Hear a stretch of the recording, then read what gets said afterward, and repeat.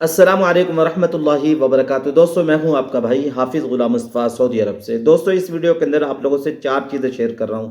उनमें पहली चीज़ दोस्तों, पुरानी बिल्डिंग पुराने होटलों को गिराया जा रहा है। आप लोगों ने खबर भी सुनी होगी। दूसरे नंबर पे दोस्तों, कौन से होटल बंद किए जा रहे हैं। तीसरे नंबर पे दोस्तों, उम्रा ज़ाहिर को किन मुश्किलात का सामना करना पड़ रहा है।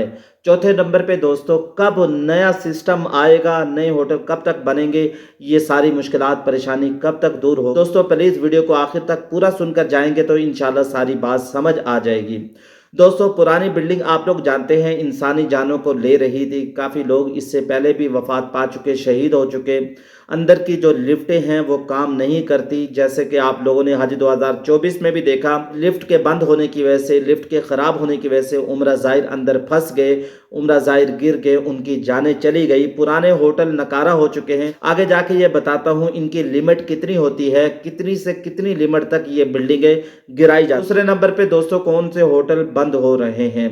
इब्राहिम खलील रोड के करीब, कबूतर चौक के करीब जितने होटल हैं वो बंद किए जा रहे हैं। बाद होटल दोस्तों बंद हो चुके हैं। बाद होटलों को नोटिफिकेशन भेजा जा चुका है और नई अब उन होटलों में बुकिंग नहीं हो रही। यानी जो लोग जनवरी में, फरवरी में आइंदे हरम के करीब उन होटलों में नहीं ठहर सकेंगे, उनको बंद किया जा रहा है। आप लोग जानते हैं दोस्तों, मस्जिद हरम के इर्द गिर्द हर वक्त काम चलता रहता है। लोग हुकूमत पे ये बातें उठा रहे हैं, जो न समझ है न अहल है, वो इस बात को समझते नहीं हैं। वो ये बातें कर रहे हैं कि यहाँ जी ये खाने पीने का सिस्टम बनाएंगे, यहाँ दुकानें बनेंगी, यहाँ ये अपना माहौल, बाजार का माहौल बनाना चाहते हैं। इस किस्म की बातें करते हैं। दोस्तों, ये जो नए होटल और ये आप लोगों को जो तकलीफ दी जा रही है वो माजरत खा भी है कि दोस्तों आप लोगों के लिए ये सहूलत बनाई जा रही है। उम्रा ज़ाहिर जब यहाँ आए, उनको किसी किस्म की मुश्किलात, उनको खुली जगह मिले, उनको वसी होटल मिले, उनको बड़ी बिल्डिंग मिले।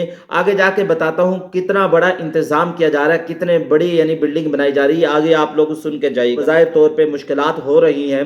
जो आगे रमज़ान में भी आएंगे उनको 2 और होटल लेने पड़े। ज़ाहिर करीब होटल उनको नहीं मिलेंगे, बज़ाहिर उनको मुश्किलात होंगी, लेकिन दोस्तों आगे जाके आसानियां हो जाएंगी। मक्का मुकरमा में ये जो तब्दीली की जा रही है, बाजार इससे लाखों मुसलमान मुतासिर हो रहे हैं।